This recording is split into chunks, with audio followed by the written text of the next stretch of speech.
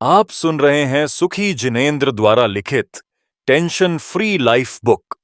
अब हम आगे बढ़ते हैं और चलते हैं अध्याय 7 की ओर, जिसका नाम है सुखी लोग महत्व पहचानते हैं। सुखी व्यक्ति सुखी ही इसलिए होते हैं क्योंकि वह अपने जीवन में आने वाले प्रत्येक संयोग का महत्व पहचानते हैं। आपके जीवन में महत्वपूर्ण यह नहीं कि किसका कितना महत्व है, आपके लिए तो महत्वपूर्ण यह है आप किसे कितना महत्व देते हैं। सुखी व्यक्ति किसी के प्रभाव में और किसी के प्रवाह में नहीं बहते हैं, अपितु अपने जीवन में आने वाले प्रत्येक व्यक्ति, प्रत्येक वस्तु, प्रत्येक घटना, प्रत्येक स्थान, प्रत्येक समय और प्रत्येक बात के महत्व को भली भांति पहचानते हैं।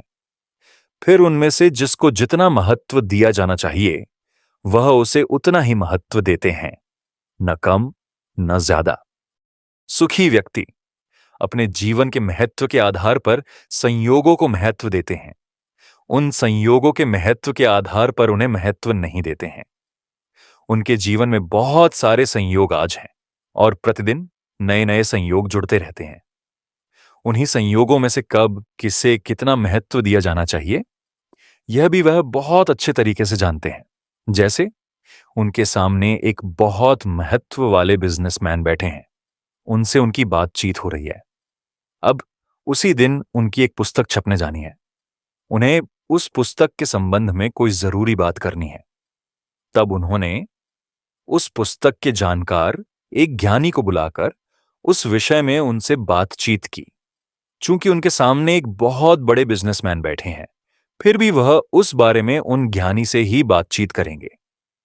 माना कि वो बिजनेसमैन बिजनेस के क्षेत्र में बहुत महत्वपूर्ण है, पर उस पुस्तक के संबंध में नहीं। वहां पर दो ज्ञानी और बैठे थे, पर वो भी अपने अलग अलग विषय के विशेष जानकार हैं।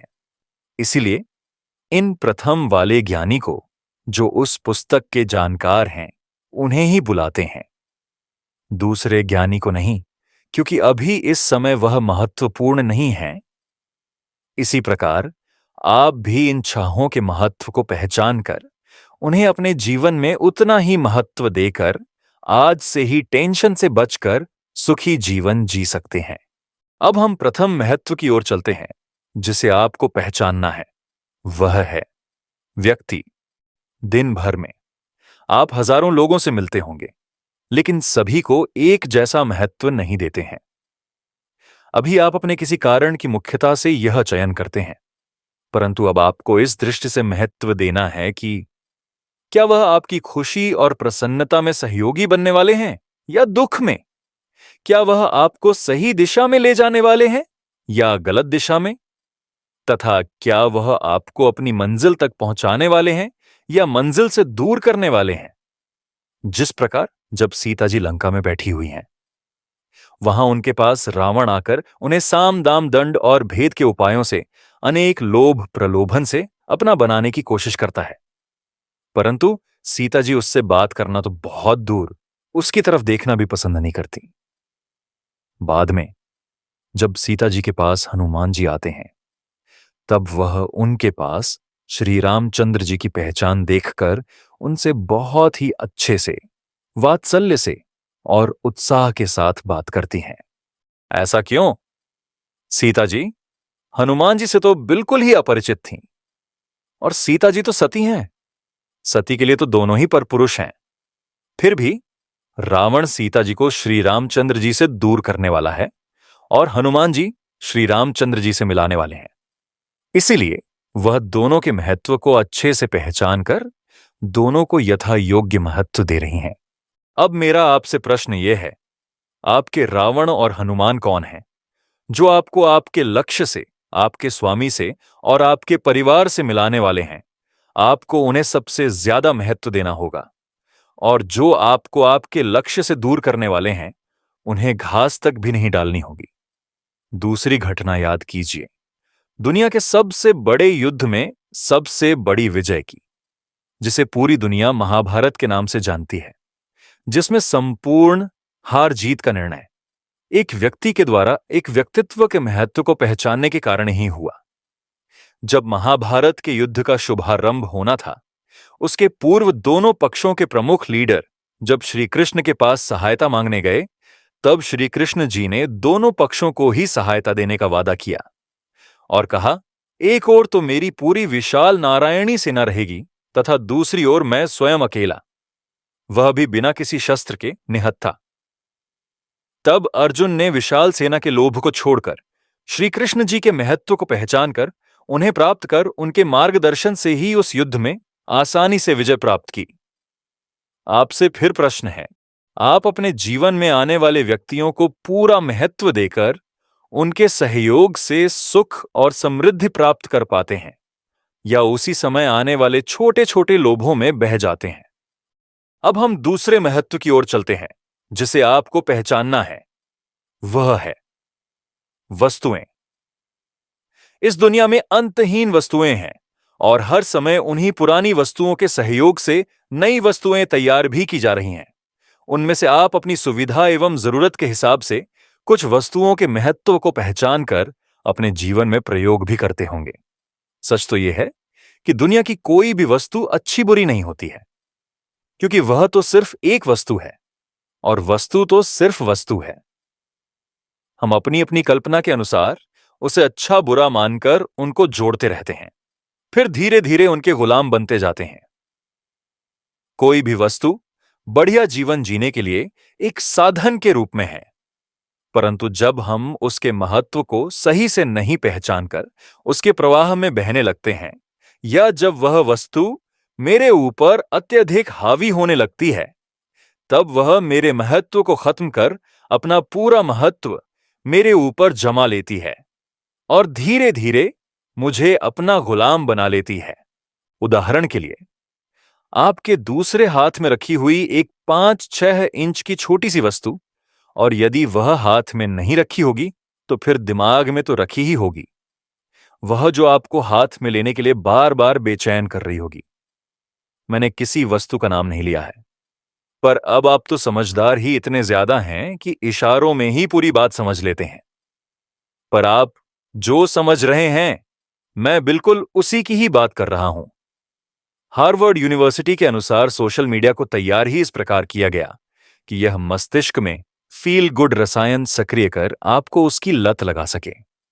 आज तो मंजर यह है कि हमारी सबसे ज्यादा हेल्प करने वाली यह वस्तु हमारी सबसे बड़ी कमजोरी बनती जा रही है। हमको शारीरिक और मानसिक तौर पर अच्छे से बीमार बना रही है, हमें बहुत थका रही है, हमारे दुख, चिंता, तनाव का प्रमुख कारण बन रही है। हालात इतने ज्यादा बिगड़ गए हैं कि हमें हमारे ही फोन से दूर रखने के लिए कंपनियां खुल गई हैं। इसकी चिंता मैं ही जाहिर नहीं कर रहा हूं, अपितु इसको बनाने वाले father of cell phone Martin Cooper इसके ऐसे अहर्निश प्रयोग को देखकर बोल उठे कि लोग इसका ऐसे बेतहाशा इस्तेमाल करेंगे, यह कभी सोचा नहीं था। जब भी मैं लोगों को मोबाइल चलाते हुए देखता हूं तो परेशान हो जाता हूं, फिर सोचता हूं कि क्या इसी दिन के लिए सेलफोन का आविष्कार किया था। वह खुद अपने पूरे समय में सिर्फ 5% समय के लिए मोबाइल फोन का इस्तेमाल करते हैं, अर्थात वह दिन भर में केवल 72 मिनट ही मोबाइल का इस्तेमाल करते हैं। अब आप अपना तय कीजिए कि आपको अपने जीवन में किस वस्तु को कितना महत्व देना है। अब हम तीसरे महत्व की ओर चलते हैं जिसे आपको पहचानना है। वह है घटनाएं। इसी प्रकार आप प्रतिदिन हजारों घटनाओं को जानते हैं, देखते हैं, परंतु उनमें से किसको कितना महत्व देना है, इसका निर्णय आपको ही करना होगा, क्योंकि उनमें से यदि कोई भी घटना आपके जीवन पर ज्यादा हावी हो जाएगी तो फिर वह निश्चित ही आपके जीवन में कोई नई घटना पैदा कर जाएगी। इसके लिए जरूरी है उनके महत्व को पहचानने की। अब हम चौथे महत्व की ओर चलते हैं जिसे आपको पहचानना है। वह है बातें। ऐसे ही आप दिन भर में हजारों बातों को बोलते और सुनते हैं, परंतु यह ध्यान रखना है कि किस बात को इस कान से सुनकर दूसरे कान से निकाल देना है, किस बात को कान से सुनकर मुंह से निकाल देना है और किस बात को अपने दिमाग तक ले जाना है। जिन बातों को कान से या मुंह से निकाल देना था, आज हम उन्हें दिमाग में तो नहीं डाल रहे हैं। जिनको दिमाग में डालना था, उनको एक कान से सुनकर दूसरे कान से निकाल तो नहीं रहे हैं। या बड़े वाले ज्ञानचंद्र जी बनकर मुंह से बस दूसरे को सुना रहे हैं। अब हम पांचवें महत्व की ओर चलते हैं, जिसे आपको पहचानना है। वह है स्थान। स्थान का महत्व भी हमारे जीवन में बहुत ज्यादा होता है। प्रत्येक स्थान की अपनी एक अलग ही ऊर्जा होती है। इससे अच्छा उदाहरण मेरे पास नहीं है कि लाखों रुपए खर्च करके हम खूबसूरत से खूबसूरत स्थान पर रहने के लिए जाते हैं, परंतु कुछ दिन भी पूरे नहीं होते कि हमको लगने लगता है कि कब घर पहुंच जाए। जीवन में हजारों स्थानों पर आपका आना जाना होता है। उनमें से पहचानना होगा कि कौन से स्थान आपकी ऊर्जा को बढ़ाने वाले हैं और कौन से स्थान आपकी ऊर्जा को बर्बाद करने वाले हैं। मुझे दोनों ही तरह के बहुत सारे स्थान याद आ रहे हैं। फिर भी यह चयन आपका अपना ही होना चाहिए। बस उन्हें चिह्नित कर अब वहां कम और ज्यादा समय व्यतीत करना शुरू कीजिएगा। अब हम छठवें महत्व की ओर चलते हैं, जिसे आपको पहचानना है। वह है समय। समय के महत्व की पहचान तो सबसे ज्यादा जरूरी है।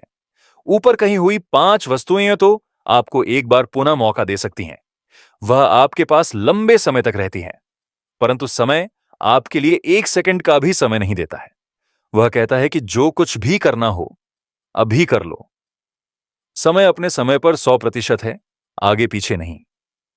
महान विचारक कहते हैं कि यदि आप समय को बर्बाद करोगे तो एक दिन समय आपको अच्छे से बर्बाद कर देगा। यदि आप समय का महत्व नहीं पहचानोगे तो एक दिन समय आपके महत्व को ही खत्म कर देगा। अंत में हमें आज सबके महत्व को पहचानने की आवश्यकता है, क्योंकि कल तो आपको और पूरी दुनिया को उसके परिणाम के माध्यम से उसका महत्व पता चलने ही वाला है। लेकिन फिर समय निकलने के बाद उसका कोई खास महत्व नहीं रह जाता है। जैसे किसी विद्यार्थी को जुलाई में ही अपनी पढ़ाई का महत्व पता चल जाए तो बढ़िया है, नहीं तो अप्रैल में तो सबको पता चलना ही है। पर फिर आप अप्रैल में अप्रैल फूल न बनकर और न ही अपने परिवार वालों को अप्रैल फूल बनाकर उसके स्थान पर सभी लोगों से आप फूल और गिफ्ट्स प्राप्त करें। इसे सारांश में ऐसा कह सकते हैं कि समय और समझदारी तो सबके पास है, लेकिन जब समय होता है तब समझ नहीं होती है। जब समझ आती है तब समय नहीं रहता है। पर सुखी वही हैं जिन्हें समय पर समझ आ जाती है। समय निकलने के बाद तो उस समझदारी का भी कोई महत्व नहीं रह जाता है, सिवाय पछताने के। आप समय पर ही ऊपर बताई हुई बातों के महत्व को पहचानेंगे, उस अवसर पर ही उसके महत्व को महसूस करेंगे। अब हम आगे बढ़ते हैं असेसमेंट की ओर।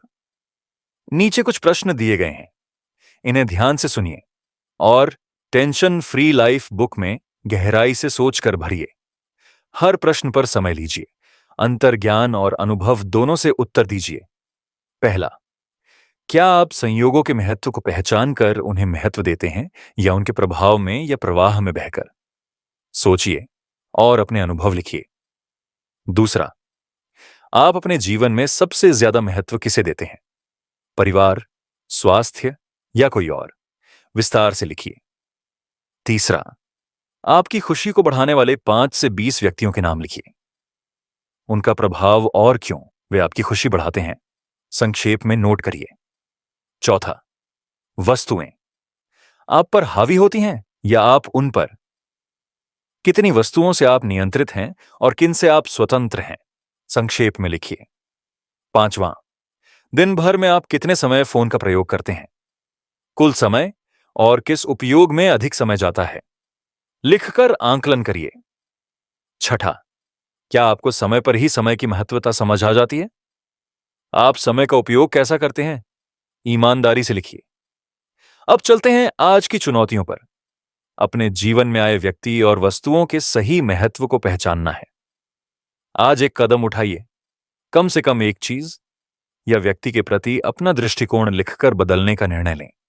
अब हम असेसमेंट साथ समाप्त करते हैं। जो उत्तर आपने लिखे उन पर काम कीजिए, उन्हें रोज पढ़िए और जिन हिस्सों में कमी लगे वहां सचेत अभ्यास करिए। अब यह अध्याय 7 समाप्त हुआ। हम अगले अध्याय में मिलेंगे। तब तक शांत रहें, सुखी रहें और तनाव से मुक्त रहें।